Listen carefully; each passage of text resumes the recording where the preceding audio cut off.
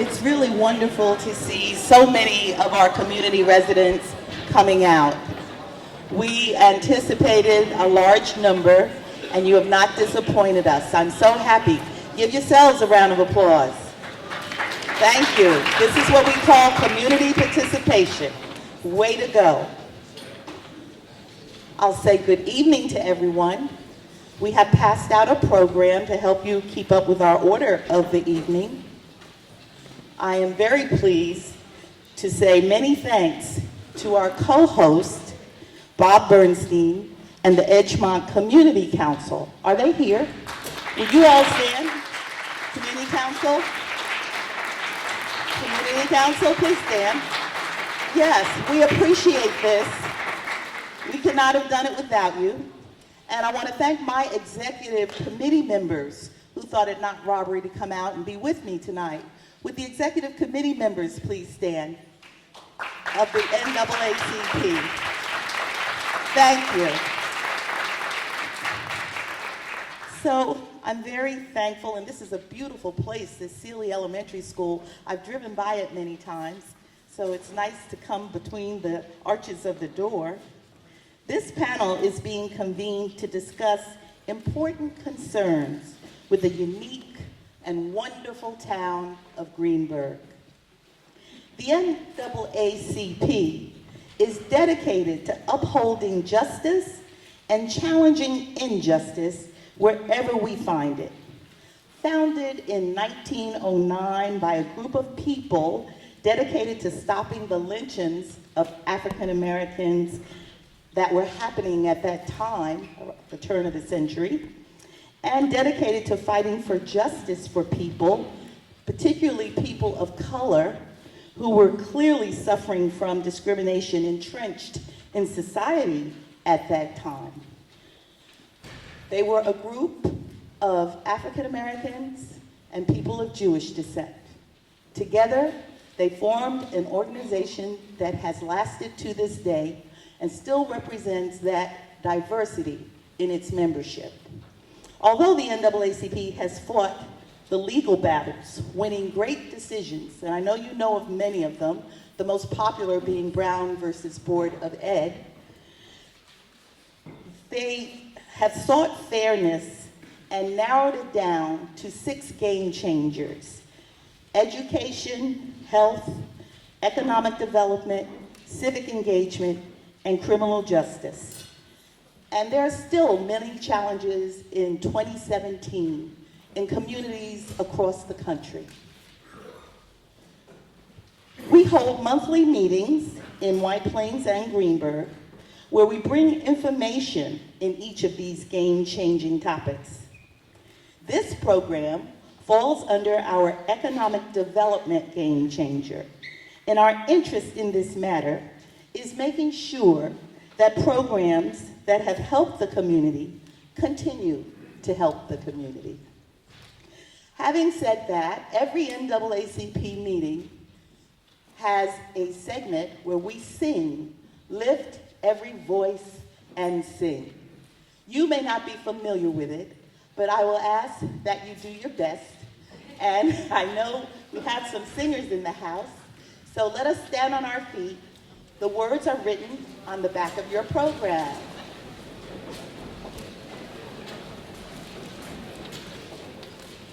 Lift every voice and sing till earth and heaven ring with the harmonies of liberty.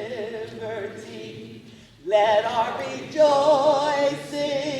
rise high as the listening skies. Let it resound loud as the rolling sea. Sing a song full of the faith that the dark past has taught us.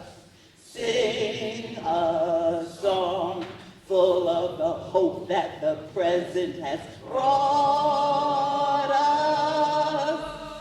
Facing the rising sun of a new day.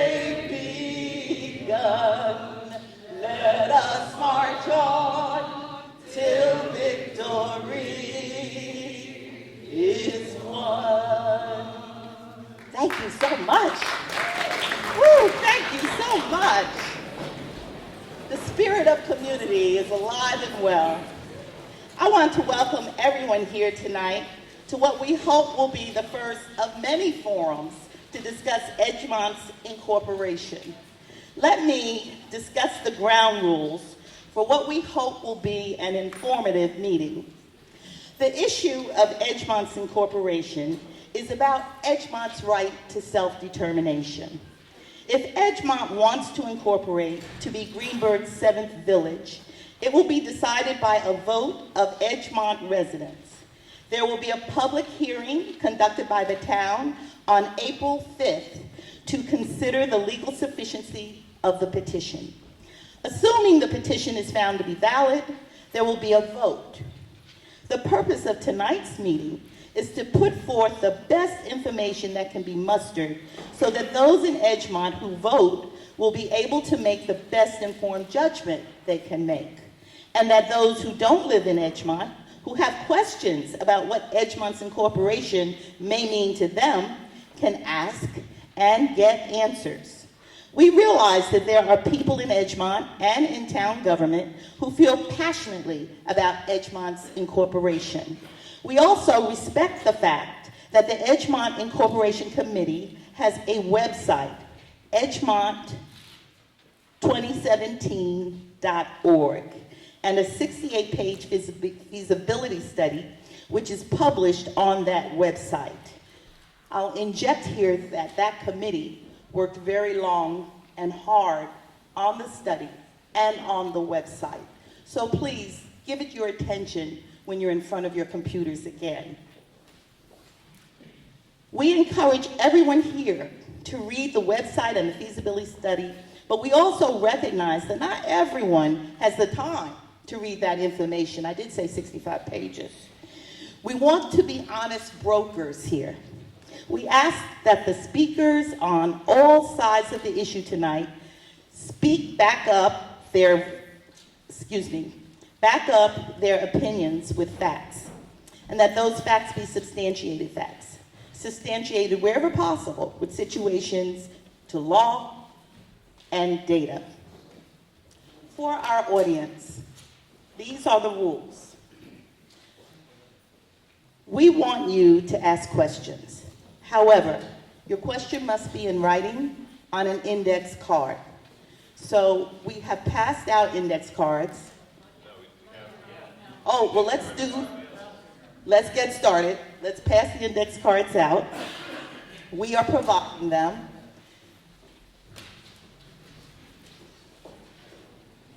We ask that you hold all applause until the end, and that there, okay.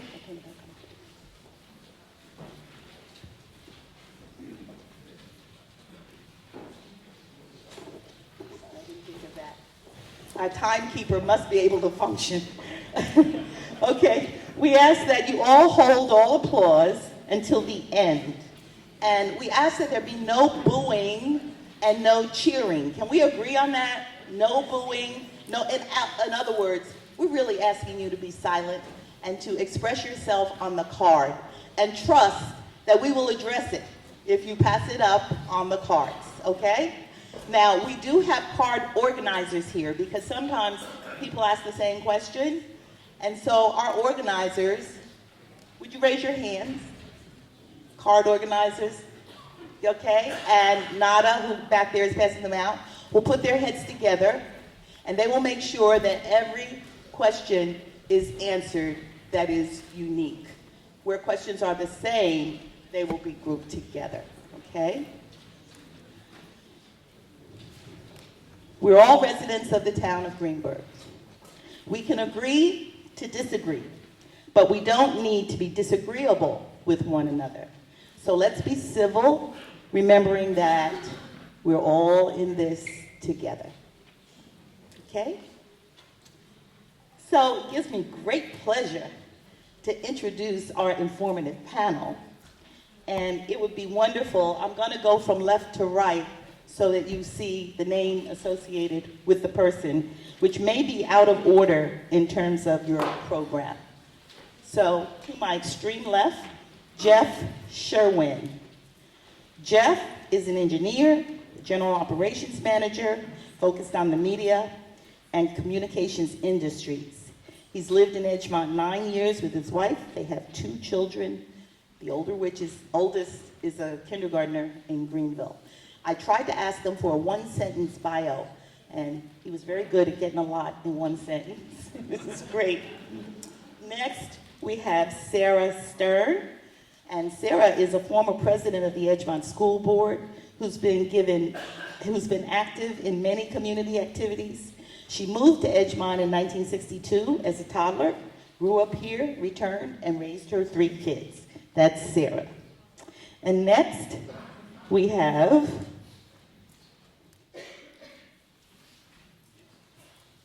I know. It's John Lewis, I know. John Lewis, see, my notes in my eyes, so you'll put up with me tonight a little bit, right? Okay.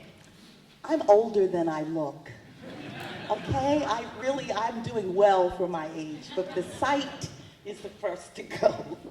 Okay, so John Lewis is a municipal finance professional and the head of Edgemont's travel basketball program, as well as an advocate. And to my immediate left is a man who needs no introduction, just Bob Bernstein, right? Y'all all know Bob Bernstein. He's president of the Edgemont Community Council, and he's the town council. He's a lot of things. Bob Bernstein. To my right, I have Mr. Victor Carosi. He's commissioner of the Department of Public Works. Next to him, I have Officer Captain Michael DeLisio. Did I say that right? DeLisio? Okay, he is the captain in the Greenburgh Police Department. And next to him, we have Ken Jones. He's our town of Greenburgh councilman. Next to him, Andre Early. He's commissioner of the Department of Community Resources. Next to him, Michael Schwartz. He's an equity consultant and resident for over 25 years. Next to him, Hugh Schwartz. No, that's Don. I'm sorry. Next to him is Don Cannon. What did I tell him? I told him about my eyes. Don is president of unincorporated Greenburgh, a resident of unincorporated Greenburgh, experienced in finance, teaching, and community service. And then there's Hugh. Hugh is Chief Operating Officer of the Caesar Group, a resident for over 20 years, and on our Greenburgh Planning Board. So let's give everybody on the panel a nice round of encouragement and applause.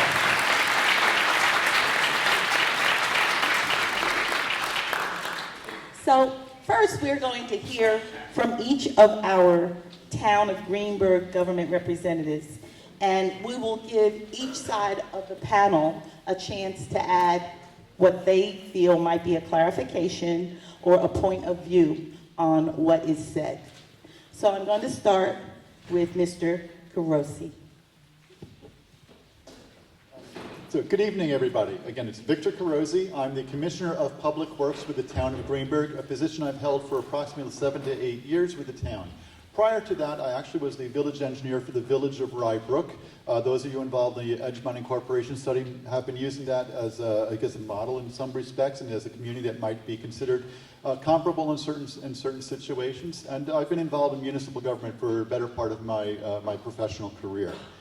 I want to talk a little bit about the Town of Greenburgh Highway Department and the services that in general as a Department of Public Works that we provide to the community. I think it's important that you understand how we as an operation, as a government serving you, our residents, our people, what we do and how we provide those services. And I think the key word in general here is services. Recognizing that we are a group of people that provide services, and in turn, we provide those services to the community, and when the community actually pays for those services, generally through the tax structure that's been established. The services that we, as a Department of Public Works, provide to those residents of the town of Greenburgh are can be broadly broken into several general categories. There's our highway operations, our sanitation services. We provide drinking water through the Greenberg Consolidated Water District Number 1.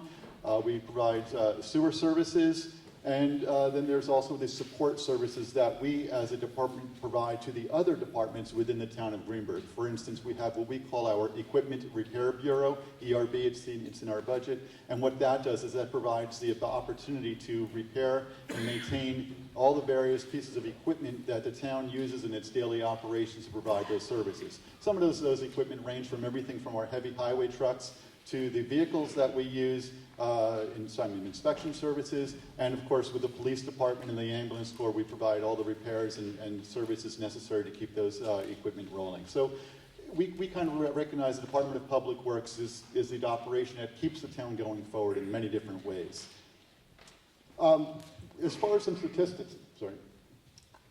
We have a timekeeper, and I don't know if you can see 1 the minute numbers. left. Is that I thought I had 3. Okay? No okay. problem. Down to 1 minute. I'll make it Okay. quick then. As far as people serving people, we have approximately a $14.5 million budget of the town. We have approximately 160 different employees, and through those we provide all the services to the town, from sanitation on a daily basis to all the residents, all the way to our engineering and support services from an administrative perspective. That's it in a nutshell, and I apologize, I thought I had 1 more minute, but thank you very much, and we're here to help and answer as many questions as I can. So I'll ask from this side of the table, do you have any questions of him? Here's a question. Sorry. Can you take a few minutes and talk about when you when you were involved in DPW at Rybrook, and how a village DPW service differs a little bit from a town service? Sure. Good question, and I think it's actually, I appreciate the question. When I was with the Village of Rybrook, I was the village engineer for the Village of Rybrook. In a smaller municipality, we wear many different hats. So I was village engineer first, and secondary to that, I was also providing services to head and manage the highway department operations. As time went on, there were many different other things. At one point, I was helping out in the building department. I actually oversaw some of the main the operations of the building department. Well, I was never the building inspector, but in a small village, you wear different hats. So I wore many of those different hats throughout the town. When I was with the village, we were a smaller village, approximately 26 miles of road. The town here, if this area were to incorporate, I think you're looking at about 30 miles of road or something in there. So it's fairly pretty much the same.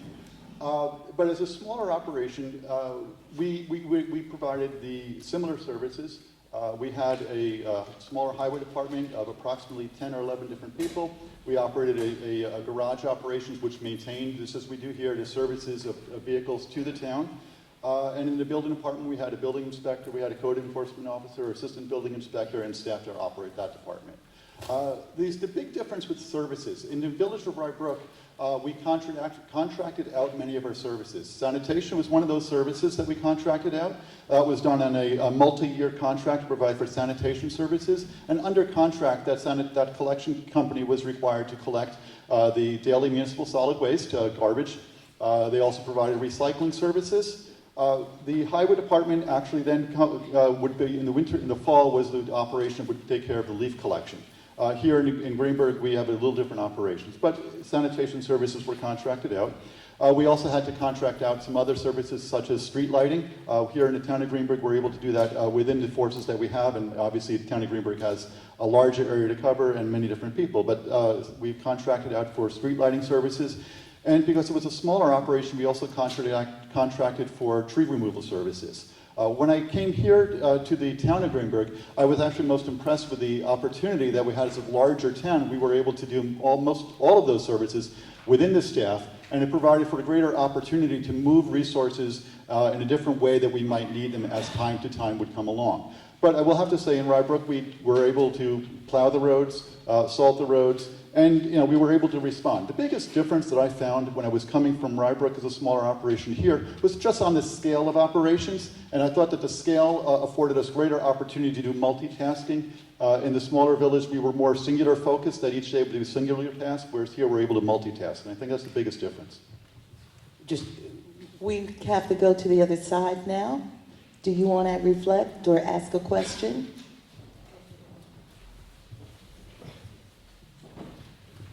In terms of a larger system, how do you see the benefits of being involved in a larger system as being involved in a limited system? And I'm asking the question because as we view the EIC report, which includes the outsourcing of sanitation, but the retainage of the highway section of DPW, we find a staff of only 10. And our analysis of that staff is that it's insufficient. And the questions that come up are fairly simple ones. And they are, we have one garage mechanic, and that garage mechanic, as presented by the EIC, would work 5 days. Let's call that 5 shifts, but there are 21 shifts in a week. What happens to the other 16? There's one skilled laborer, works 5 shifts. What happens to the other 16 shifts? There's one heavy equipment operator to operate a large truck or a large piece of construction equipment. That's 5 shifts. What happens to the other 16 shifts? And what's most interesting is Mr. Carosi and his assistant, which existed in Rybrook, which was a program analogous and used for modeling for a new Edgemont Village system, doesn't exist in the Edgemont Village that's been presented. We have disagreement on this side with what Mike has said.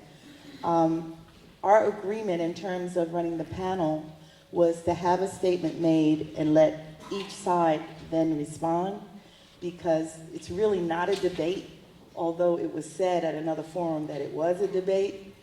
So, in order to handle this fairly, because we have someone who says he has alternative information, and alternative information, and just like it's not a debate, it's an information system. So what this says is when we do our next forum, we definitely need to start there. And I want to keep it moving because we don't have all night and we have many people. Not in response to that, we want to move to the next person.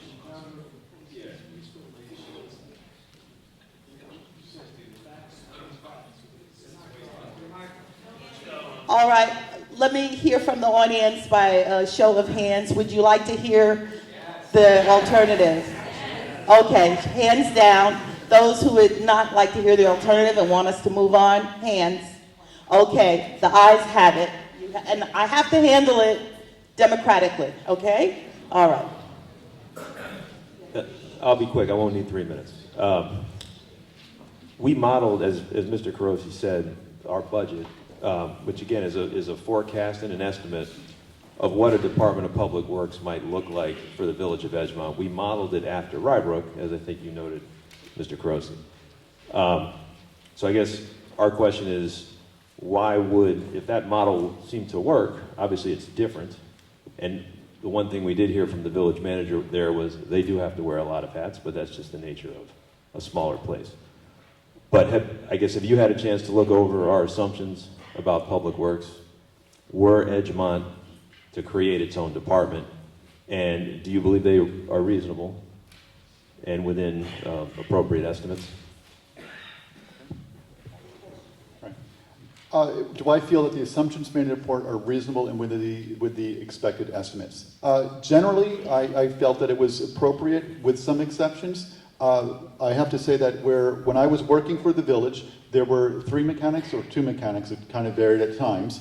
But I know since that time that the village of Rybrook has moved to a different model where they are contracting out certain services for equipment operations. They're utilizing some New York State contracts and are able to actually bid out some of the repair works. Whereas internally, when I was there, we were doing everything in-house. That might account for some of the differences in the numbers of people, but I think from the work perspective, there are different ways that you can achieve that task. So where they may have 1 mechanic now, they're contracting out many of those services. I'm not exactly sure if that was reflected in the report, but the costs for that should be there, and I'm sure that when you analyze the overall highway budget, it was there. So that would be a pretty much a direct answer. As far as it's just a matter of we've talked different hats that you're wearing, and it would be the ability to ramp up the services as necessary. Thank you, Mr. Colosi. We will now move on.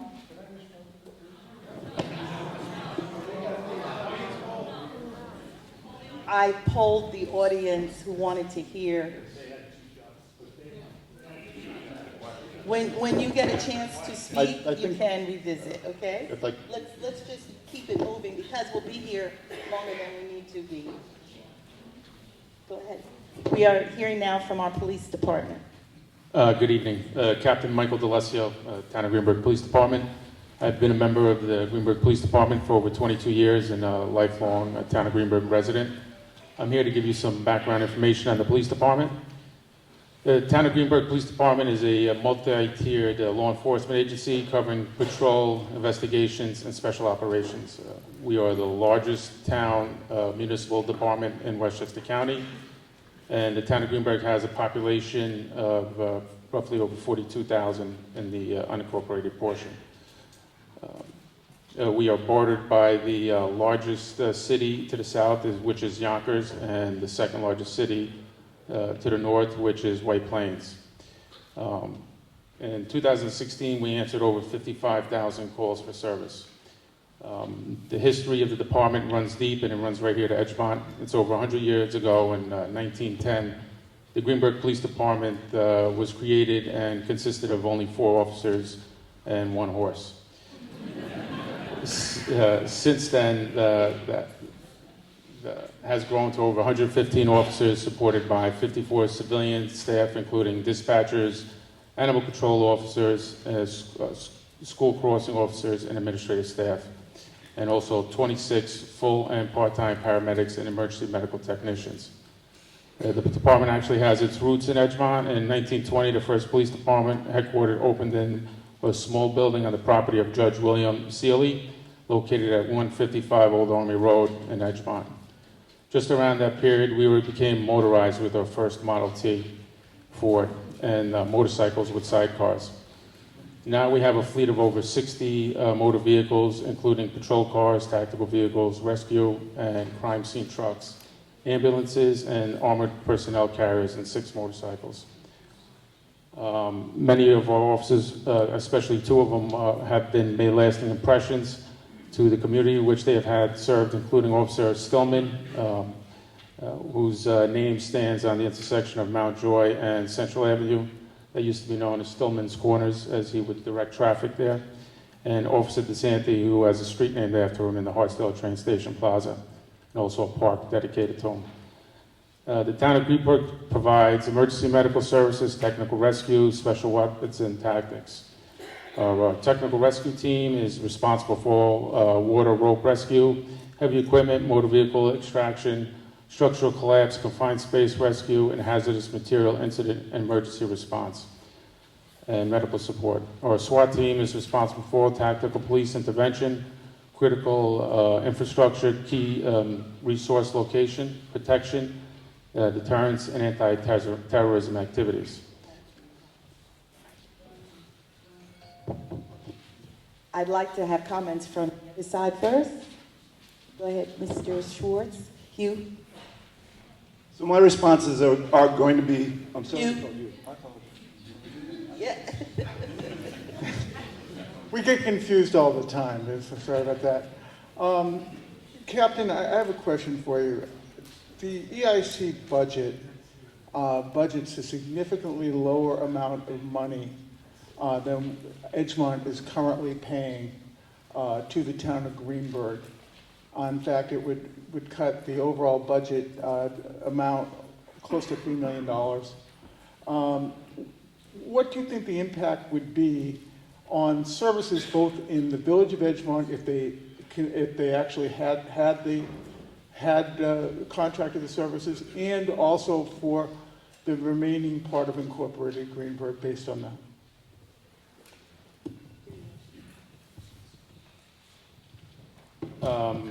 See if I understand the question correctly. If we're spending a certain amount of money right now to provide police services to the unincorporated portion of the village, and we lose some of that revenue to conduct those services. It would probably result in a reduction of services across the board, and we'd have to reevaluate exactly what services we could provide. We currently provide patrol functions. We have CPOP, community policing officers out there. We have currently a K-9 officer, street crime unit, summer youth program, police explorer posts. We have a detective division staffed by detectives 7 days a week, 365 days a year. We have a special victims unit that's manned 7 days a week, 365 days a year. I'm sorry, 6 days a week. We have a Greenberg Drug and Alcohol Task Force, which was introduced to combat teen drinking and drug use. For over 10 years now, has been extremely successful. That had to be reevaluated. We have a warrant squad, an evidence squad. We have a youth corps program, records, training, traffic, IT. So a lot of EMS, dispatcher, animal control. I think everything would have to be reevaluated and prioritized as to priority going to patrol services.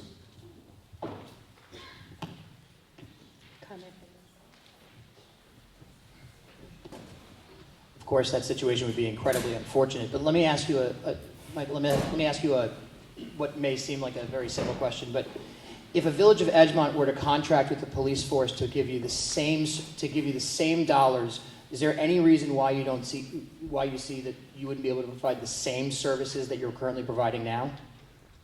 So the question is, if we have the same amount of funding, can we still provide the same services? Yes. Yes, I would think so. Thank you.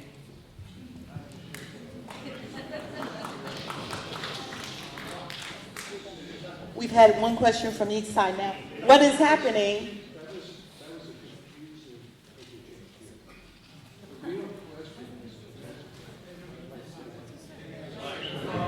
Wait a minute. Mr. Hughes' question was answered, and then Mr. Sherwin's question was answered.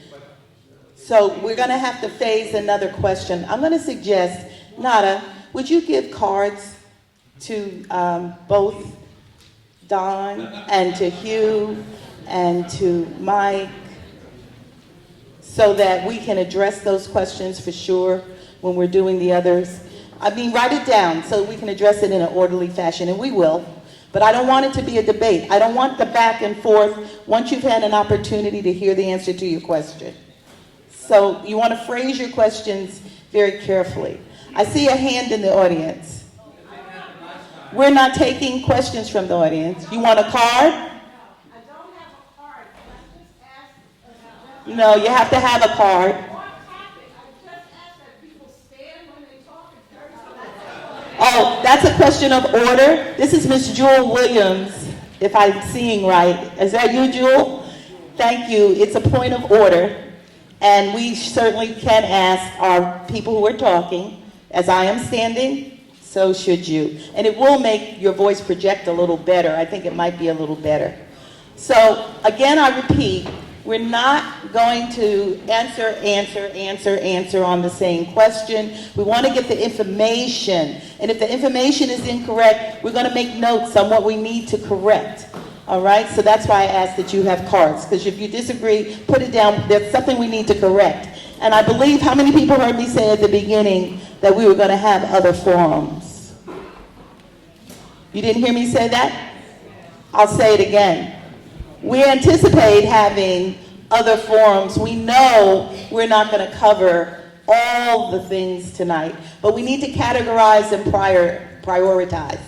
And so tonight is very helpful for people who really don't know anything. How many people is sitting in the room who have not attended any other forums? All right, this is really for you.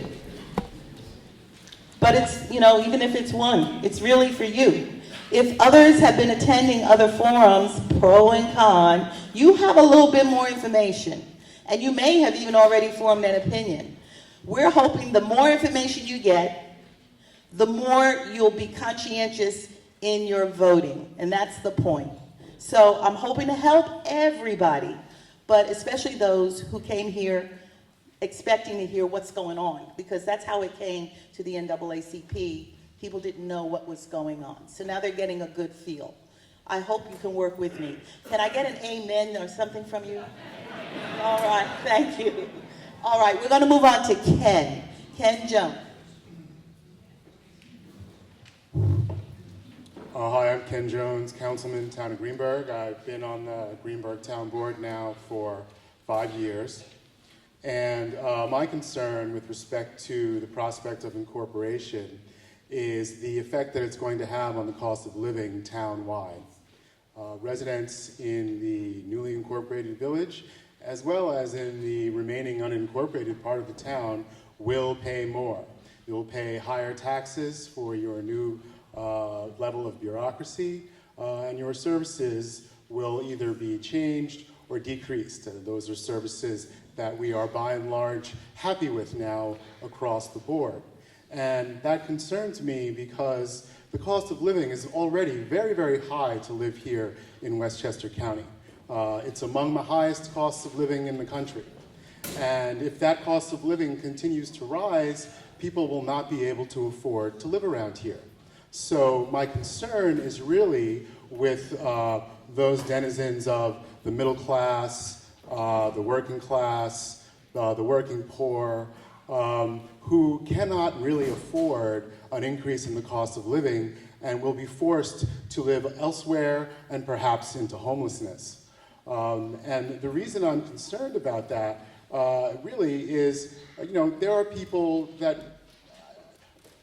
it's not just everyone is affected by the cost of living, even people that live here in Edgemont. I mean, we've heard stories about people who live here in Edgemont who struggle to live in their homes so they can send their kids to the schools. So it's clear that those people would be negatively affected by an incorporation that raises their taxes. So that's my concern, is really with the increase in the cost of living across the board for all of the residents of the town of Greenberg, because we on the town board represent all of the residents of the town of Greenberg, not just those of us who live in the unincorporated area or those that live in the villages or the various well-defined neighborhoods in the town. May I have a comment from this side?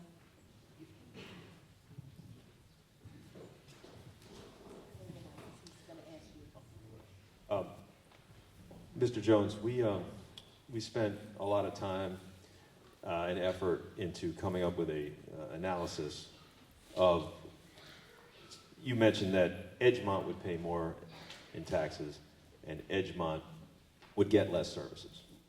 That was one of the first things that we investigated when we set out to consider the matter of incorporation.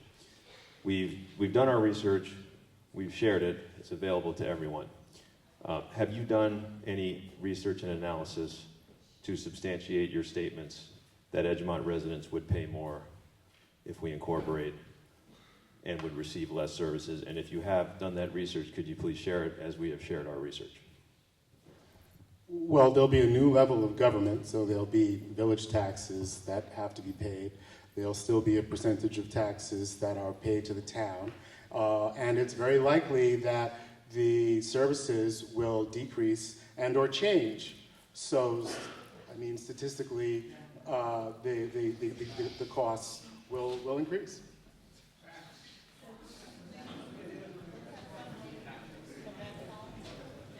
So let me give you a sense. I'm sorry. Let me give you a sense of what my understanding is based on what I've seen in the within the EIC study.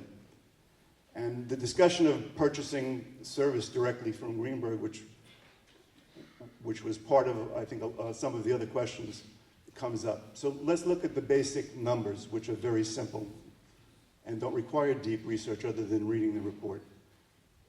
There are $14.5 million worth of property taxes, which will not go to the town of Greenberg. There are $2 million worth of additional revenues. That's $16.5 million worth of revenues. Certain issues like buildings are not going to change. The same amount of heat's going to have to be placed. The same amount of of desks are going to have to be purchased. The loss is going to come in staffing, and people who've served us for years and years will lose their job. But the bigger issue is, I don't find, and as if somebody will allow me to speak specifically about different departments, I can share my research. But if there is $16.5 million worth of revenue, and the EIC report budgets $8 million for police, sanitation, and the rest of highway, and if we didn't have those buildings to build, which are $15 million in debt, which we're all going to carry for many, many, many years, that would save $1 million. So simply, we would say, please do all the services that we now get, and we'll pay for them. But we're not going to give you $16.5 million, and we're going to ask you to do it for the $9 million that we've budgeted, which leaves $7.5 million worth of shortfall. Now, these are numbers which don't have to be researched, but I wish you would. All you need to do is look at the EIC report. All right, so we have heard from each side, and they don't agree, which is, that's why you're here. You're here to get that information. Read the report. He points out some things to look for. We're going to go on to Mr. Early. Mr. Early. All right. Good evening. Andre Early, Commissioner, Department of Community Resources. We are located at the Theodore D. Young Community Center. What started out as just a shell of a youth center back in 1967, here we are 50 years later, and still, I would have to say, yes, I'm biased, but the crown jewel and the best kept secret, not only in this county, but in the state.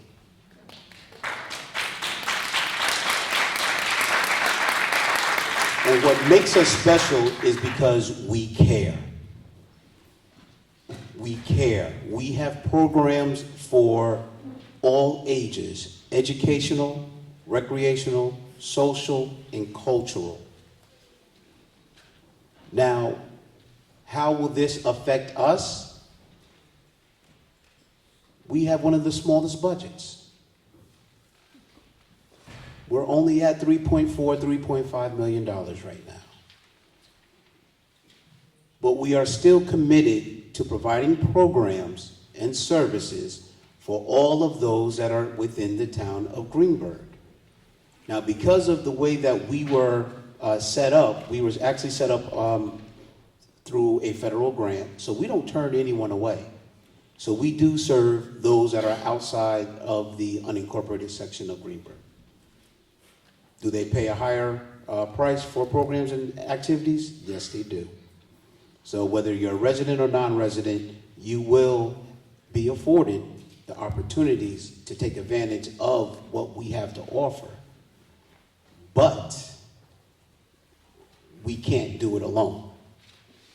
And that's where this incorporation will affect us in some way, shape, or form. And even if you have not taken advantage of the programs themselves for whatever reason, indirectly, it will affect us, because what's going to happen is most of the cuts, because of the programs and services throughout all the departments and what they offer town residents, when it comes time to cut a budget, they're going to come for us first and probably Parks and Rec second. And now we're talking about quality of life. From a personal standpoint, how much time I have? Oh, from a personal standpoint, you will not see a place like the Theodore D. Young Community Center anywhere else in this country. I've traveled everywhere. I've hit 48 states. When I was bored and when I was in college,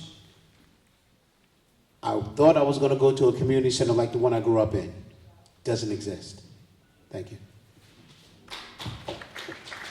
Thank you, Mr. Early. So we'll hear from this side. Go ahead, Don. Hi, I'm Don Cannon. Okay, so first I want to fix what Jeff Sherwin said. He said, could you do it for the same money? The captain said yes because he thought he was going to get the same budget. Mr. Sherwin is talking about $2.5 million less coming to the town, and that's going to affect police. So there will be a decrease in police service throughout the town. Mr. Cannon, we want to stay in order, and right now we're talking about the community center, and we need your question or whatever you want to say to be addressing the value of the community center. I started my service with the town at the Theodore D. Young Community Center, helping the kids who needed the extra help, teaching them about money and finance, and it was very rewarding, and it got me into service. It serves a clientele that's not served anywhere else in the town, and we need it. On this side. Just first, really quickly, just to address the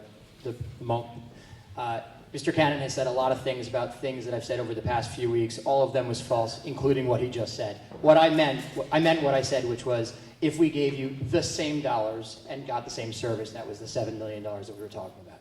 Secondly, I've gotten a chance to be at the Theodore Young Center for the past few weeks, and I can't agree with Mr. Early more. It is a pretty remarkable place. There aren't really any community centers that are run at a town level and provide town-wide services. But here's the interesting thing about the Theodore Young Community Center. Only unincorporated pays for it, and it provides services to all of the villages. In effect, Edgemont, Hartsdale, and Fairview are all subsidizing Hastings, Irvington, Dobbs Ferry, and Tarrytown and Elmsford. So the question is, why is it only paid for by unincorporated Greenberg? And it's because there's a very interesting state law that only governs the area of Greenberg. The fact is that if the town board, with a simple stroke of a pen in creating a resolution, deemed it not a second Parks and Rec service, but instead what it is named for, what it is, a community center, then it would simply be a budget item that everybody would have to pay for. It would be less than $100 on a $500,000 assessment for everybody in every village, and it would ultimately lower the bill for Fairview, Hartsdale, and Edgemont. So they would not only have their budget entirely intact, but when it comes time to compete for budget between Parks and Rec, police, DPW, or whatever, that would be a separate budget. They would be effectively competing for money from SWAT, from dog catching, and from other services. It would still be the gem of Greenberg, and it would be paid for appropriately by everybody in Greenberg. And that's the way it should be. All right. I know there are some other nuances to that because Mr. Early is the location. His location is the Theodore Young, but it's actually the Department of Community Resources, and part of its mission is to practice and pay for recreation and services to a part of our community that is less able to afford it. It's part of its mission. So we need to gain a better understanding, and perhaps there is a better way to get money to the Theodore Young. I'm not sure it's that way because we have towns that refuse, or villages may refuse. You don't have to be made to pay. So, well, we're not going to debate, but that was my thought that slipped out. But what we want to do is learn more. We want to learn more about it, all right? It seems that everybody cares about the Theodore Young Community Center, right? Yes. Everybody cares. All right, so we want to find a way to make sure the programs that are there stay there. Now I'm getting questions. We have finished with the presentation part. And now for the next half hour, I'm going to address questions that have been sent up by you, organized by my handlers and in the order that they have given them. Oh, didn't you guys work on these together? Yeah, you're supposed to go. I'm gonna give you a minute. Okay. Go. Well, how we doing so far? We doing all right? Is this meeting your expectations so far? We're not going to debate if that's what you think. We're not doing that. All right, we'll do our statements now. Okay? So let's hear from this side.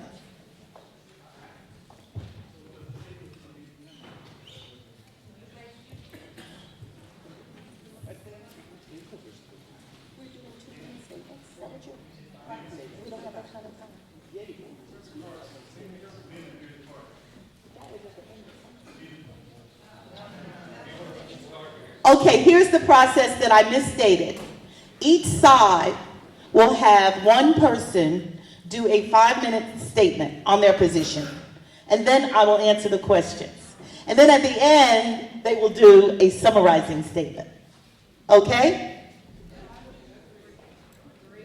Is that what we said?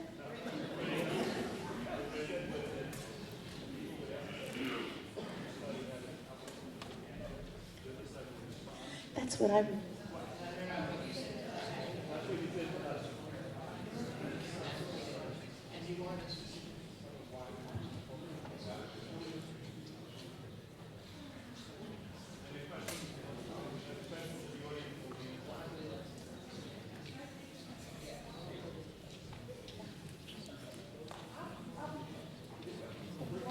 All right, I'm gonna compromise up here. I'm doing the thing that we do, deal. 2 minutes, okay? Let's go to 2. Guys, I'm going to do as fast as I can because nobody really wants to hear from me. They want to ask their questions. But I do want to thank you, Lena, because you do run a really good, tight meeting. Thank you. You have people who will disagree. And I think we're allowed to clap for that. Thank Okay, that doesn't count for my 2 minutes. You only have 2. Who from this?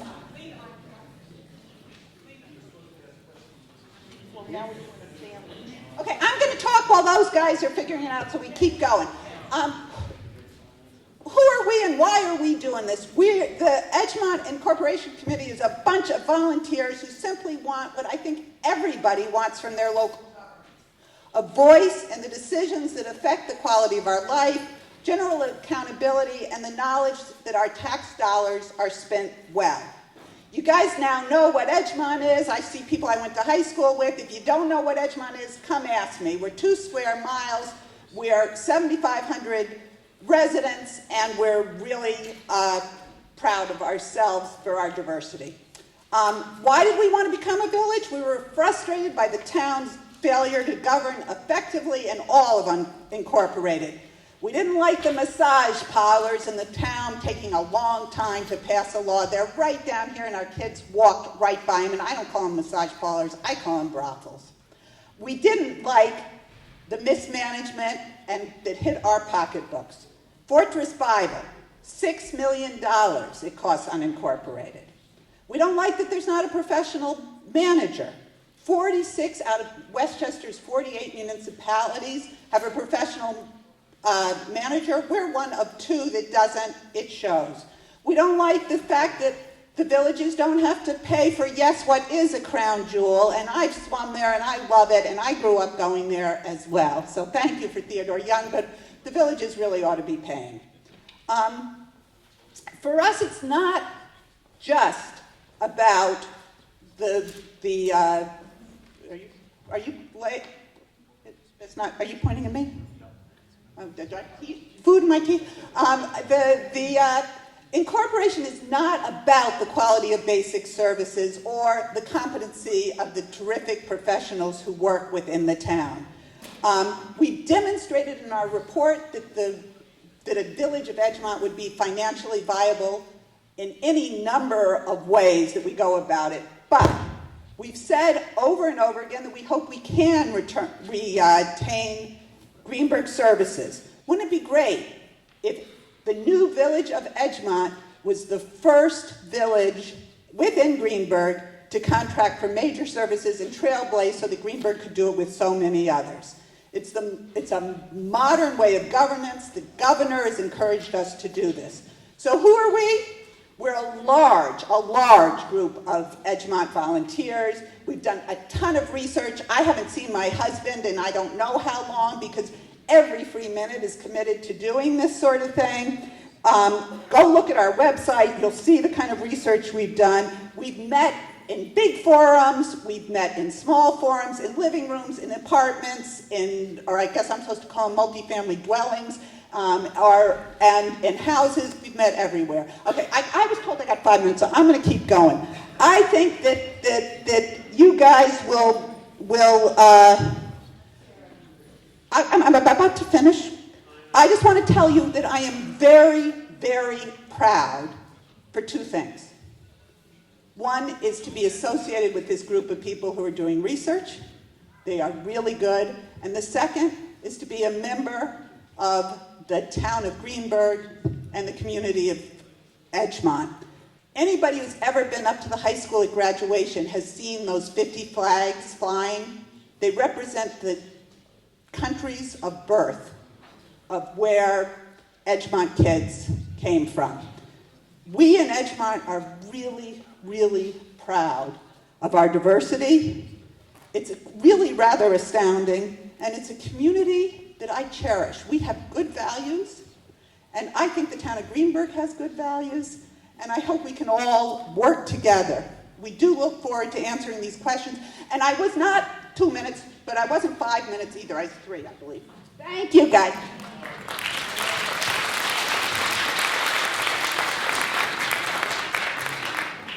My name is Mike Schwartz. I've lived here for 25 years. My wife and I came here because we wanted the best education possible for our children, and that's why we're here. We've never had any involvement in anything political within the town of Greenberg. Up until a month ago, I had never met Paul Fino or any of the commissioners, and really don't know anybody on the EIC, except I understand Jeff told me that he met me 5 years ago.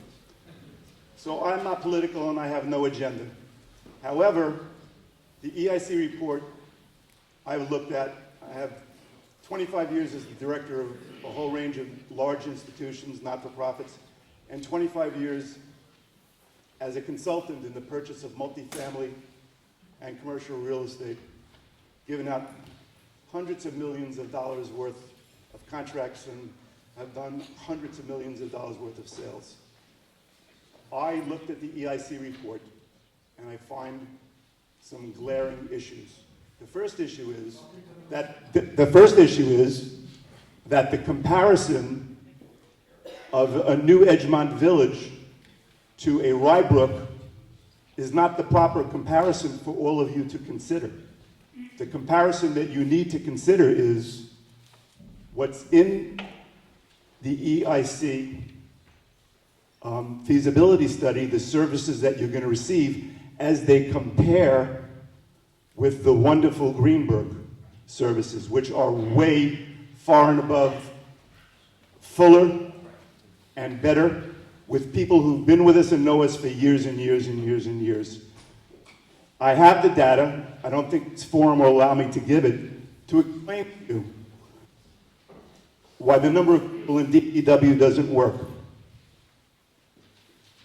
Why when 8 or 9 or 10 vehicles in a command center ended up in the parking lot of the high school during the bomb scare,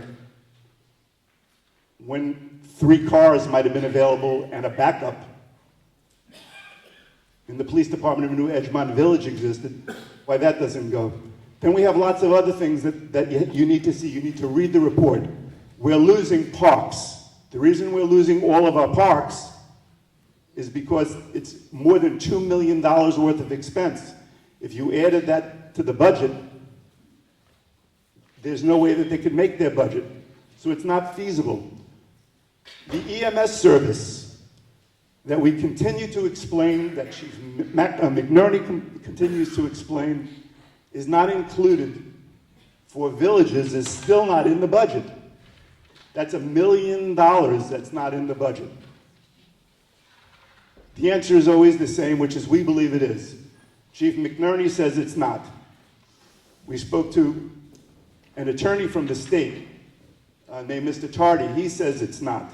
None of the villages receive EMS services. And the EVEC report of 2005 agree. Everybody agrees that there's no EMS services coming from Greenberg to a new Edgemont village, yet it's not in the budget. On further analysis, I looked at the report, and it happened I was at the assessors today for myself, and I realized when I got back to my office that there's no assessor's office. They've missed it entirely in the budget. Yes, the town of Greenberg will levy and collect the school taxes, but in fact, all of the property taxes have to be assessed and collected by the town. So I went back and I did some research and found out that all 6 of the additional villages have a staff of 3 that handle that. That's missing. So if I can look at the report and find so many errors, no EMS, we're losing all of our Parks and Rec services at Anthony Veteran Park for the most part. They missed an entire department. The services are well lower, and the quality cannot be as good as the enormous number of people and pieces of equipment that exist in Greenberg. So what happens is there's not enough money to provide the same services. We're going to have fewer services. And somewhere down the road, when we realize that we're unhappy with the services, we're going to have increased taxes. And that's just the reality. I'm going to leave I'm probably not going to get a chance to say this, and this is more of an emotional issue than anything else. But I've lived here for 25 years, and I do believe, for those who have not yet made up their mind, that the larger part of our town, of the town of Greenberg, needs us. And are you going to stop me? Yes. You're going to stop me even though she got to speak 2 minutes more? No, she didn't. She actually spoke 4 minutes. So I'm going to do 10 seconds more. The 10 seconds more is that the largest part of Edgemont has not yet been heard. And it's my belief and my solemn hope that those people will have values that will say, we need to do what's best for each other, and we need to do what's best for the general community, and vote this down. Now, we are going to have a closing statement at the end, so you'll have an opportunity to wind up in that manner. But now, I'm going to deal with the questions that have been put before me. And the question is, can you explain how the town can maintain its revenue base so any concerns about a negative impact on the town can be minimized?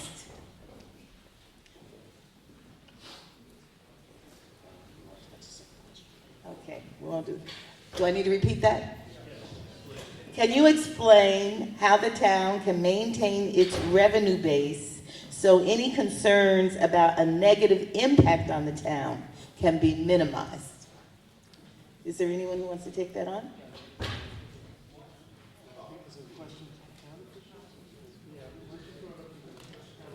Do any of our town officials have a response? Mm-hmm. Can you explain how the town can, I don't think it's directed to the town, they're just asking you in light of your perspective on what we're doing here, you know?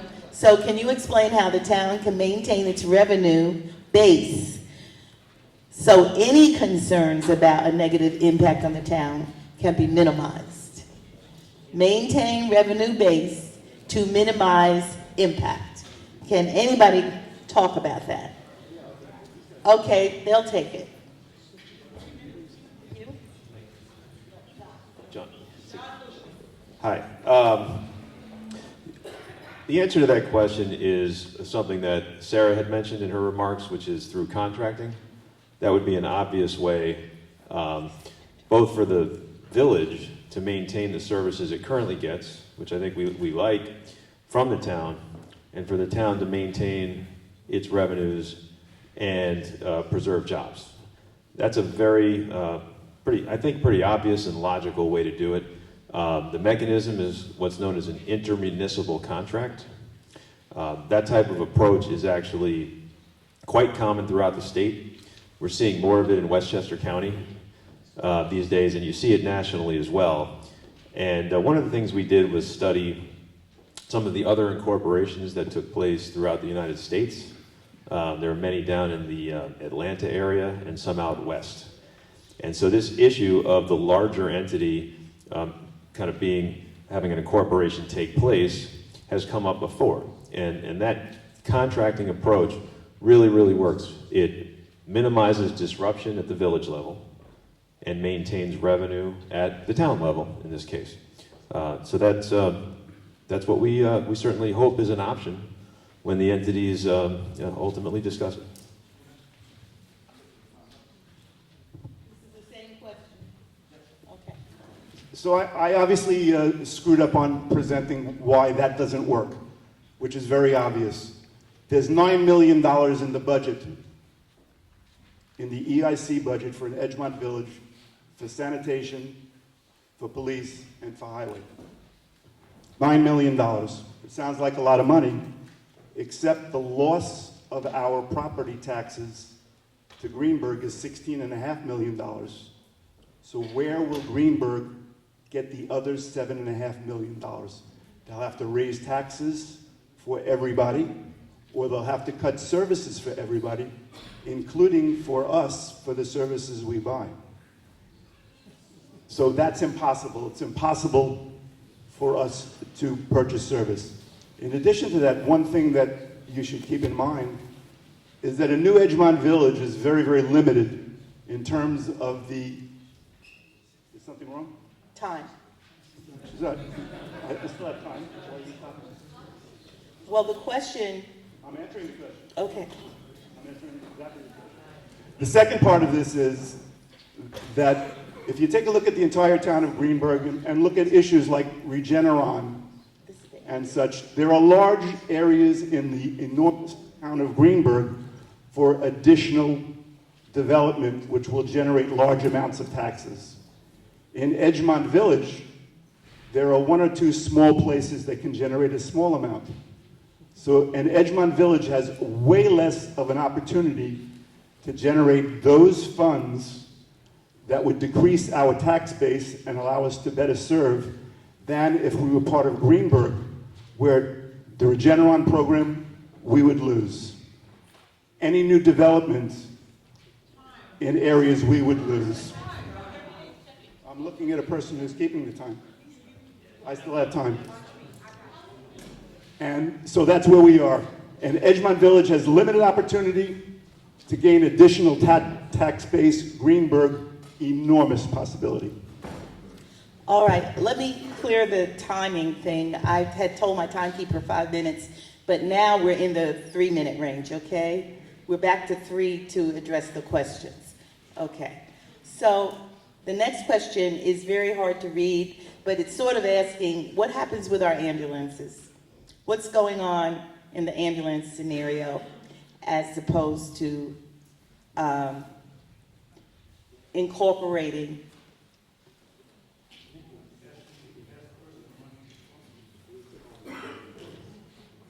What do you have to say about that? In case of incorporation, what happens to ambulances? Specifically regarding transport ambulance service, the town of Greenberg provides it currently for the portion of Edgemont. The villages have their own ambulance service with the Volunteer Ambulance Corps. We support them with the Advanced Life Support System, so they would have to apparently get their own ambulance. Okay, thank you. Do you want to? Yeah, okay, so on Tuesday, the chief also spoke and agreed with Mr. DeLucia's comments, but he made the point that ALS, which is the advanced life support, that's paramedics, are paid for out of your A budget. So oftentimes we hear about $1 million charge, That's actually in the A budget, which is, again, all the villages pay for that. So that's town-wide. The other thing that Chief McNerney brought up was the ambulance service that they provide for basic life support, which is sort of the major area of contention.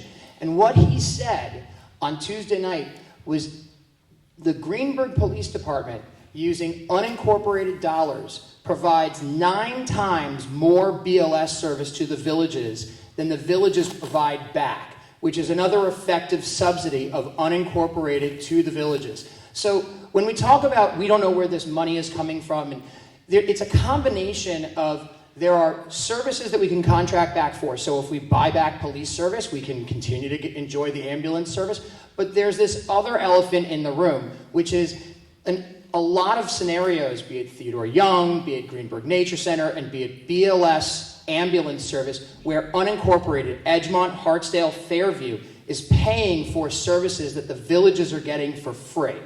And so when you correct those problems, and you contract back for services, it turns out that the impact for a lot of services and a lot of funding is very minimal.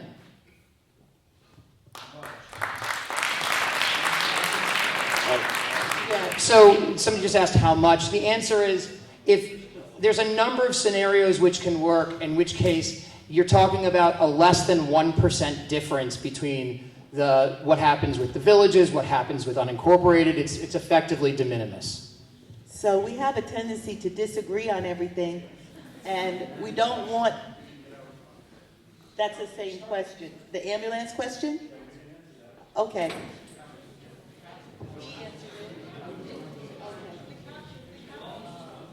You want to respond to the ambulance? Which one of you?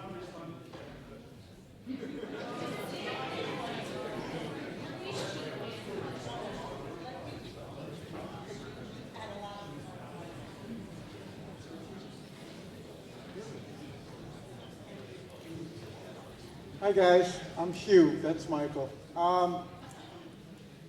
It's a great idea. What you're talking about is a great idea, but the budget that you have put in there doesn't support that, and neither does the law, actually. This was already litigated once in terms of Theodore Young, for example. That was litigated, and it was determined that it belongs in the B budget by the courts. Mr. Bernstein was a lawyer.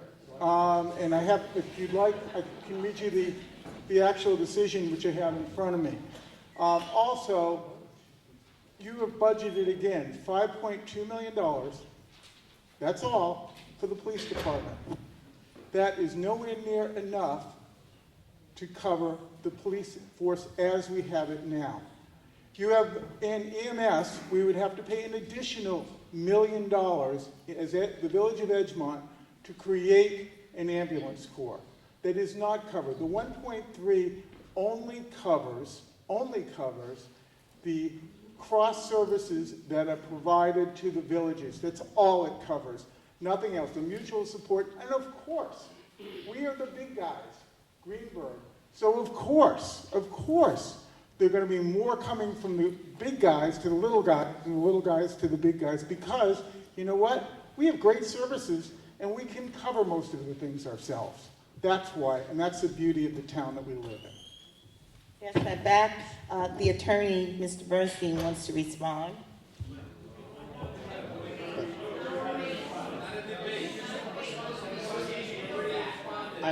I would like, since I was the attorney and my name was invoked, I would like to be able to explain very briefly. I'm a firm believer in you speak up when you hear fear, uncertainty, and doubt being thrown at you. With respect to the case, I brought a litigation in 2008 to basically say that the Theodore Young Community Center and the Department of Community Resources that runs it should be a town-wide budget item because it provides a town-wide service and supports families in need throughout unincorporated Greenburgh and in the villages. The town of Greenburgh, however, said no. The town said that it should be deemed a recreation department so that we could then place the funds or collect the funds solely from unincorporated under the so-called Finneran law. That was Greenberg's choice. The court ruled in Greenberg's favor because Greenberg said, in their judgment, it's a recreation department.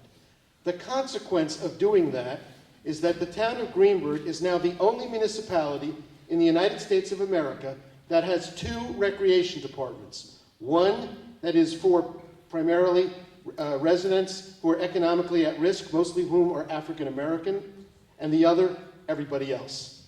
And that, to me, is shameful, and the town of Greenberg, with the stroke of a pen, could end that.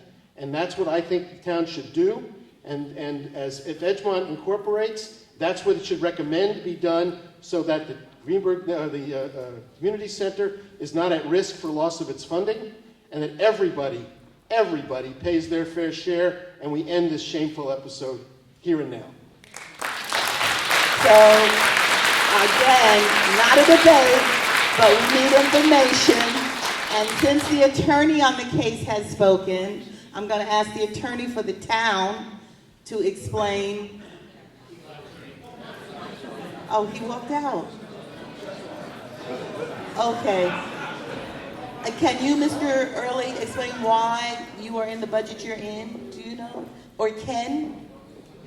It's about why the community center is in the budget it's in. Has to do with its federal funding and the mandate, the mission.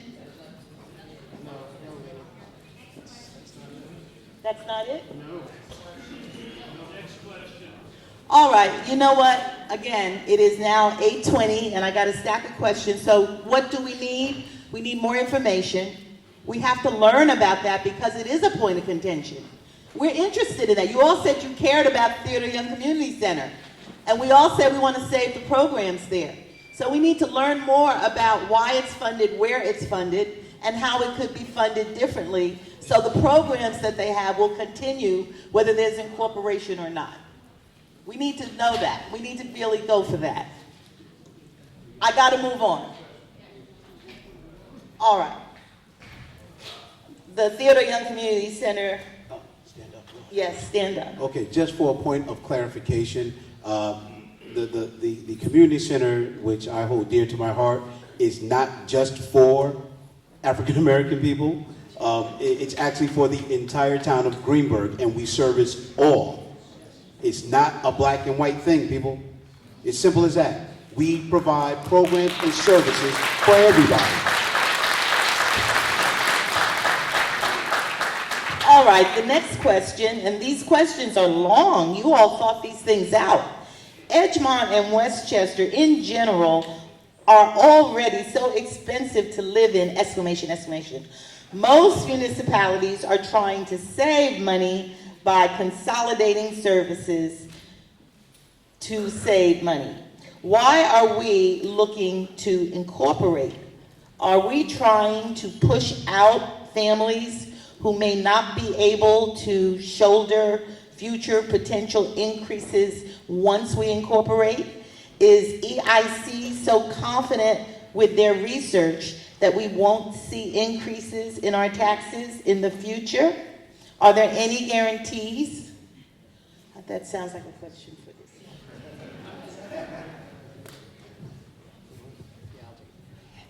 this. In life, there are no guarantees in anything. And there are no guarantees. And the question is a little bit loaded. We're not incorporating to push people out. We're not trying to, we haven't gone to the town to ask to contract back for services because we're not trying to enjoy that scale.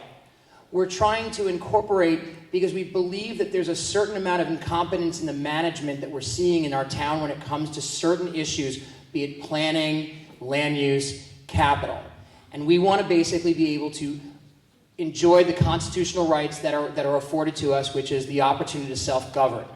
But in doing so, in this day and age, not back in the 20s, not back in the 1800s, we can do something modern, which is take advantage of that scale and negotiate and work with the town in order to get the same services potentially for the same dollars. And that's a new thing. And it's possible, and it gets done a lot. So that's what it is. The rest of the loaded question, the allegations in there, not even worth responding to.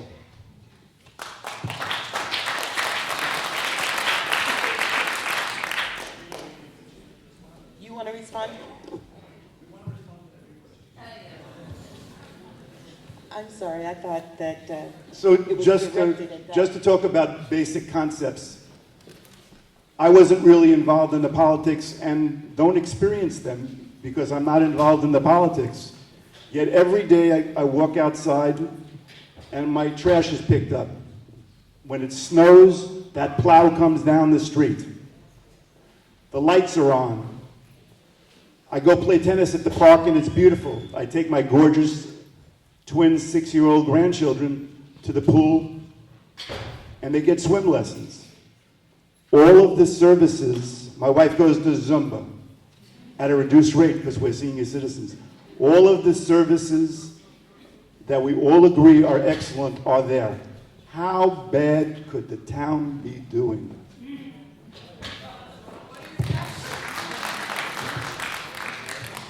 Greenberg was exempt from the federal lawsuit for affordable housing. What would be the legal basis for Edgemont's defense against such a lawsuit, since it would not have any affordable housing in the new village?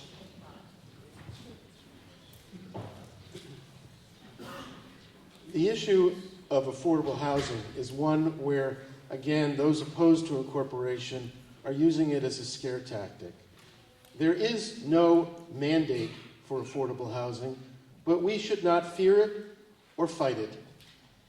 The way incorporation works is that all the laws that are in place in Greenberg with respect to allowing for multifamily housing, a set aside, 10% set aside, an increased density for affordable housing, those laws would continue if Edgemont incorporates.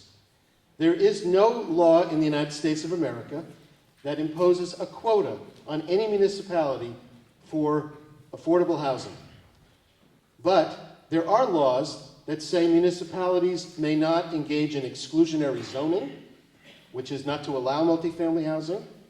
And there are laws in this country that say that if you do allow multifamily housing, it should not be in segregated areas. I'm proud to say that there is no segregation with respect to multifamily housing in the town of Greenberg.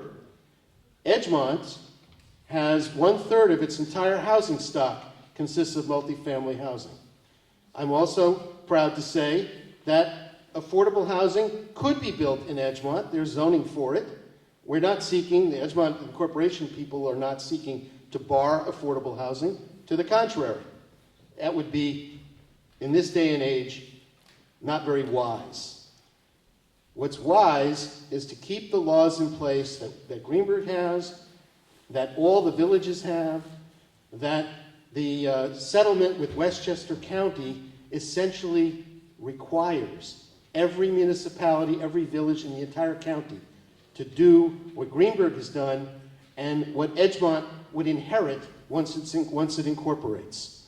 So this is not, incorporation is not about affordable housing being barred or anything like that. Let me say this about affordable housing. It's the biggest impediment to affordable housing is not zoning, it's not racism, it's money. And right now, the money is drying up for it in Washington, it's drying up for it at the state.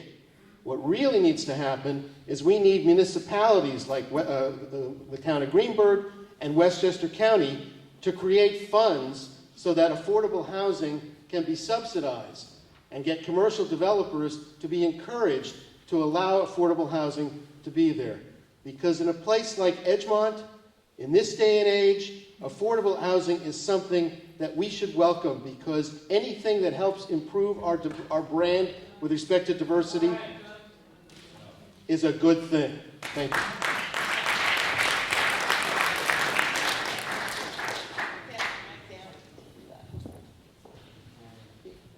First of all, just for everybody to know, I am one of the incompetent people that helped do the planning and zoning for the town of Greenberg. So thank you for that. I appreciate the compliment, EIC. I just want to quote something that came from a EIC meeting early on as they started to gather signatures. It was, why incorporate? Frequently asked questions. The first point was controlled development. Now Greenberg controls development, for example, potentially hundreds of additional apartments on Central Avenue. That impacts Edgemont and its future. We can't do much to prevent it, or its significant financial impact on the Edgemont schools. That was a quote from the EIC. So then, maybe they changed their mind. There was a change in management, I think for the better. You guys have done a great job, Jeff and John, and you really should be congratulated. I'm serious about that. That's sincere. It really is. But you know what? I went to your meetings with great interest, as you know, and John was actually mimicking me before the meeting going. You were at the meetings going like this all the time. He's right, I was. There was a statement made that one of the objectives of doing this was to maintain the ratio of single-family to multifamily homes. Well, there are only two ways that I know you can do that. Since, as of right, you can build multifamily on Central Avenue. Let's say you have 45 apartments in Central Avenue. You'd have to build 90 homes to maintain that ratio. That's not good for the school district. Single-family homes, although not as financially impactful as multifamily homes on school districts, hurt school districts financially. The only other way to do it is stop all development of multifamily homes on Central Avenue. That also is problematic because it's probably against the law, okay? Probably against the law. Right now, by the way, Dromore Road, which I know everybody has their issues with, Dromore Road, the town is now subject to a discrimination lawsuit right now. Mr. Bernstein says he supports affordable housing, obviously. Well, a minimum of 10% of those apartments would be affordable, just so you know that, okay? That is the case. So their policies are restrictive. They plan to change the zoning laws over time. They can't change them right away. That's true. They can't change them until they write a comp plan, which, by the way, in the comp plan, you have to address affordable housing. We don't have one affordable apartment, not one out of the 800 in Edgemont. Thank you. None of the members of EIC or their consultants has any experience incorporating a village in New York State. Won't you make many mistakes incorporating an Edgemont village, including significant financial errors which could adversely affect the budget?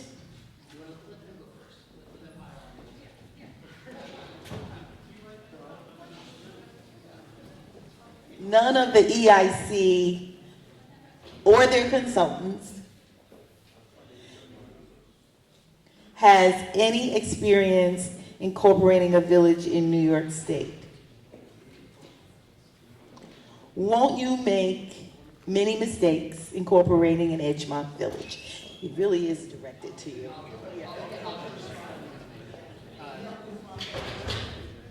What? I mean, I can, but okay. So you're right. You got us. I've never built a municipality. And frankly, there's very few people who have actually built a municipality in Westchester County in the past 30 years.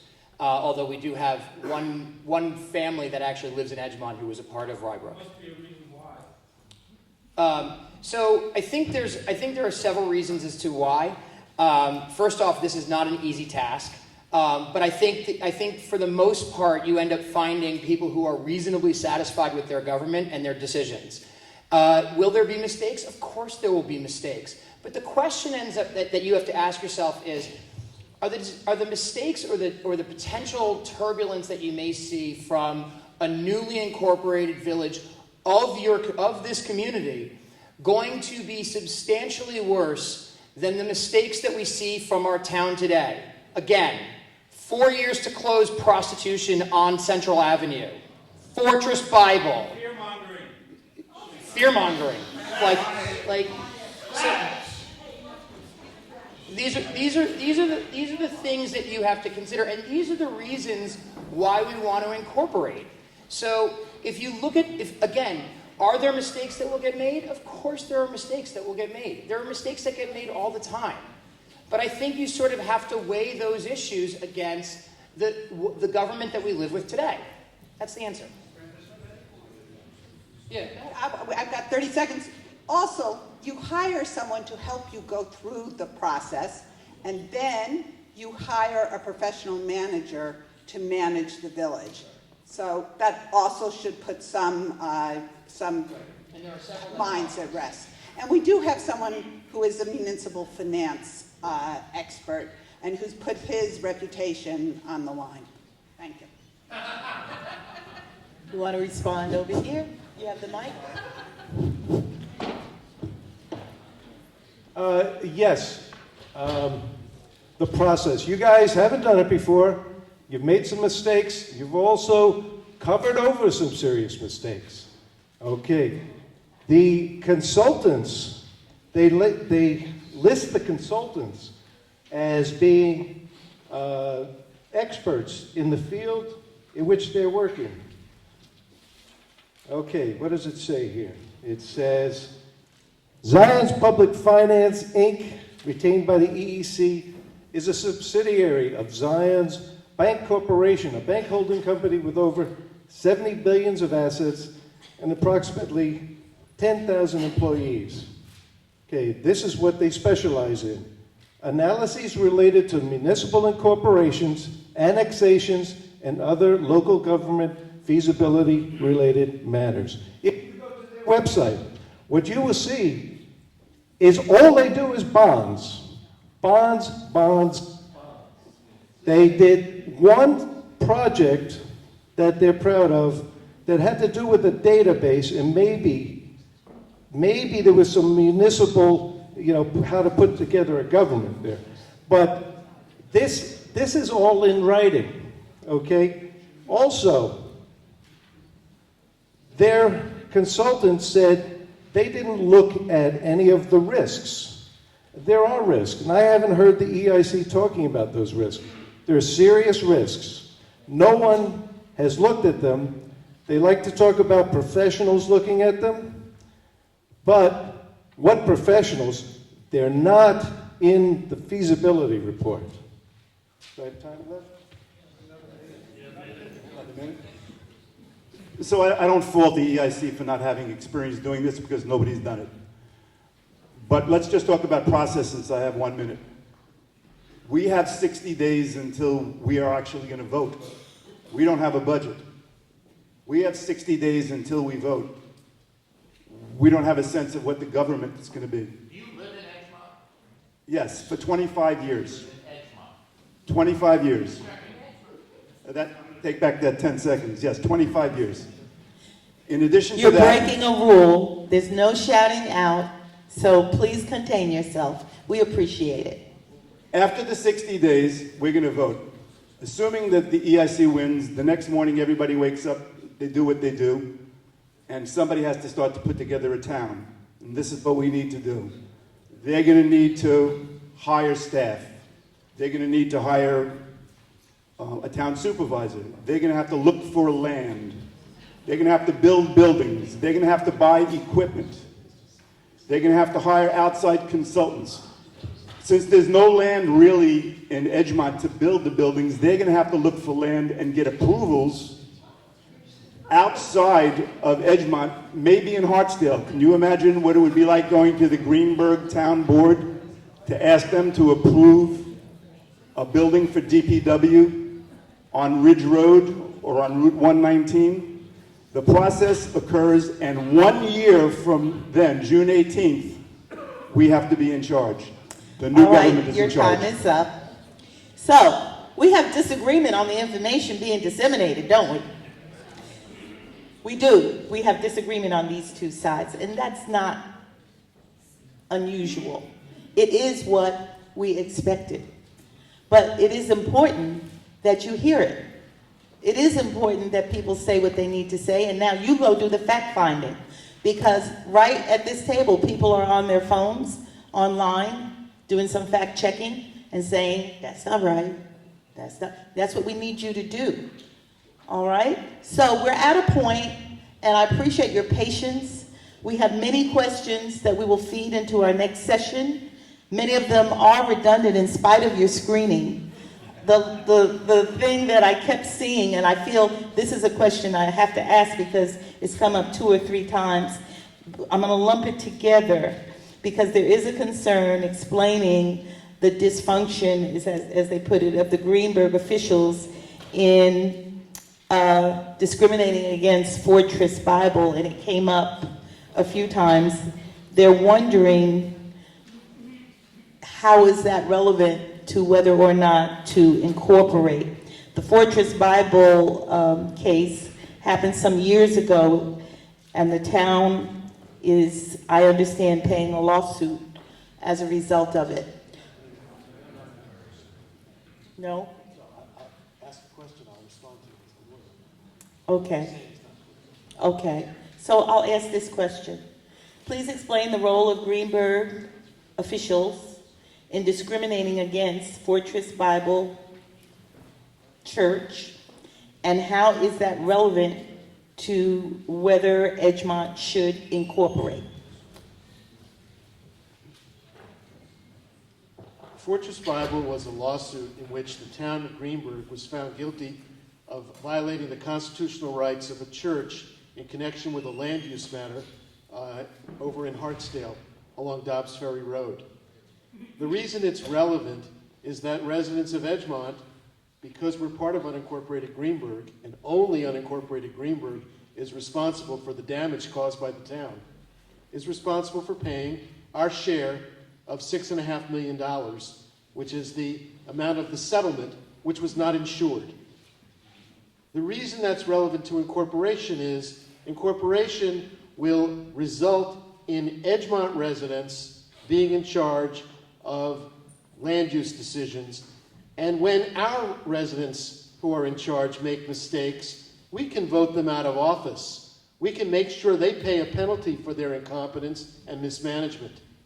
But with only 8% of the vote today in the entire town, we couldn't do anything to elect a new government in Greenberg after a verdict which was affirmed unanimously by the Second Circuit Court of Appeals that resulted in the largest single settlement for religious discrimination, constitutional discrimination, against a municipality in the United States of America. That's our legacy being part of unincorporated Greenberg. And the reason that's so important for incorporation is we can end that kind of dependence on that mismanagement here and now.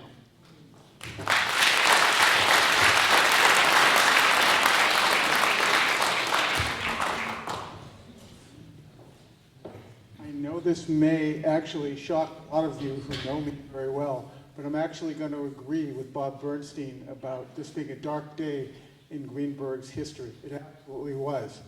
That part I will absolutely agree. Fortress Bible, there was no excuse for it at the time, nor should we as residents of Edgemont, or any residents of Greenberg for that matter. Not just Edgemont, the rest of unincorporated Greenberg shouldn't have paid for that either. The town board should have paid for that personally, and I agree with that, okay? Now, having said that, let's talk about the future. If the future is what I stated before, and trying to pass laws that exclude multifamily housing on Central Avenue, if the future is arguing with the Hartsdale Parking District of whether and what the price is for taking over the parking, we have a right to take over the parking spaces. If the future is arguing about water rates, if the future is about lots of these different things, or if the future is a planning board that instead of deciding on facts like your planning board does now, decides because 500 residents sign a petition because they don't like something, okay? You know what? The amount of litigation you guys, me, as a resident of Edgemont, are going to have to pay for will make this pale to what's going on now, and it's not budgeted at all in here. There's $250,000 a year in their budget for legal expenses. That won't even cover a town code and a zoning code. Not at all. So we want to talk about litigation. Let's talk about avoiding litigation in the future. I agree wholeheartedly on that one, wholeheartedly. But let's talk about the future. And that was a mistake. And you know what? Unfortunately, Edie Mae Barnes wasn't here tonight. She's an Edgemont resident. She was on the board. Oh, she is there. She's not up here. I wish she was. Stand up for a second, Edie, so everybody can give you applause. Edie Mae Barnes. Eddie, I'm sorry, Eddie. Eddie didn't vote. Eddie was the one person on the board who didn't vote for me for the planning board. I just want to make that clear. But it's okay. I'm still there after 15 years. And Les Adler, another Edgemont resident, was on the town board. There are 2 Edgemont residents currently out of 7, which is, by the way, about equal to the amount of taxes we pay on the zoning board. And there's 1 resident out of 5 on the planning board, and there's 1 resident out of 5 on the zoning board. Again, 20%. We can be represented. All we have to do is come out and vote. And we have to come out to the meetings more. That's all we have to do. Thank you. Thank you. So we can't take any more questions tonight. We're now at the summary stage. So I'm going to ask a representative from each side to make their closing statements. You go. No. Let me just respond. It's less than 5 minutes. My feeling is that everybody needs to become educated. There are a lot of issues. The comparison of services should be the Edgemont Village proposal versus what we have now, because services will be less. The loss of parks affects all of us. Affects the Edgemont Day Camp, affects the Little League, affects the high school tennis team, affects 600 people who have unicards, affects people like me who play tennis and bring their children to the pool. It's unconscionable, and also may affect the value of our houses because people move here for that park. In addition to that, thank you. In addition to that, everybody should take a look and wonder, is the risk worth the reward? For some of you it is, and for some of you it's not. But the risks are there. The risks of increased real estate taxes, the risks of reduced services, the risks of wondering who's going to be governing and how they're going to be governing. And worse than that, if any part of this fails, the government that begins on June 18th will not be the government 2 years from now, and we won't know who those people will be. The stability of hundreds of years of Greenberg is a bonus for us. I repeat again the same thing I said before. It's my belief that the largest percentage of people in Edgemont are either still unaware or have become uninvolved. And the biggest thing we need to do is not suppress opposition and thought, but to bring people into the process. And it's my hope that will happen. And again, I'll repeat the same thing. I believe strongly in my community, been here for 25 years, raised 2 children who are very successful in their field, and met a lot of people who I think were very wonderful, and believe that the heart of the community will remember that others will be affected by an incorporation. People will lose jobs, and overall the risks for all of us are extraordinary. Thank you. And now?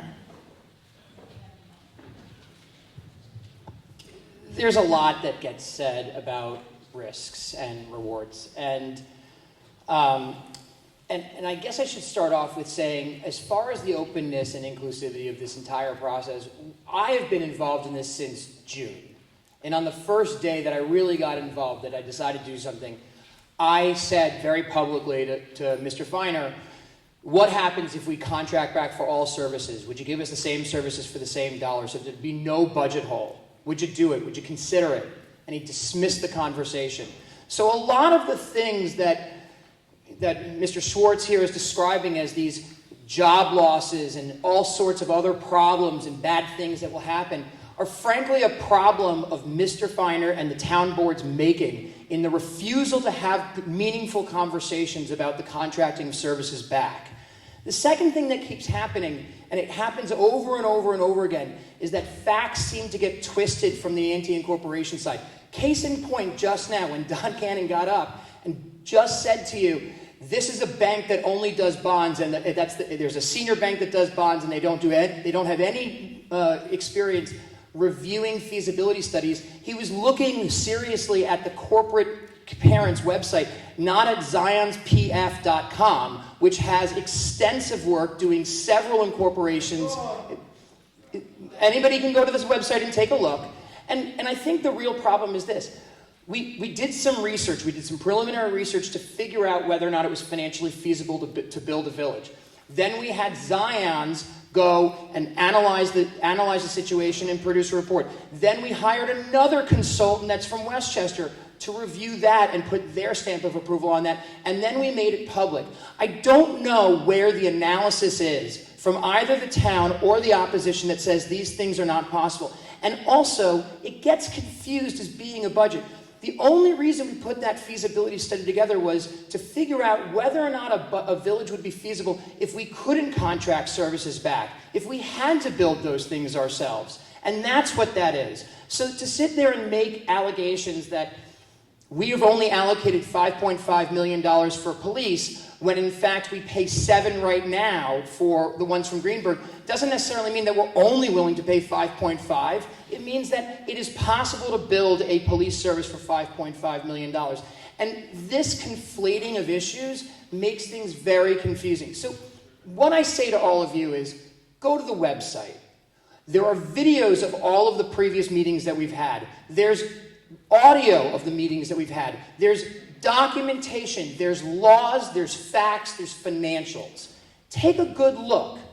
And then when you read the emails or read whatever website that they end up putting up with, if that's what they're going to do, compare that and compare the validity and the citations of that and figure out whether or not the statements that are making are being substantiated in fact. Thank you. Oh. And we would still love to meet with anybody from Greenberg who wants to have meaningful discussions about what the cost would be for any of those services. And we put forth a note last week to have a discussion about how to go and do that. Thank you. I want to thank all the panelists. Thank you all. I want to thank our audience for your wonderful attention and your respectful listening. The NAACP is proud to be in the forefront of bringing people together. If you're interested in being a member, and I will tell you, I have new members here. I have new members. So, come on now, this fight is about justice. So, if you wish to join us, please do. Good night.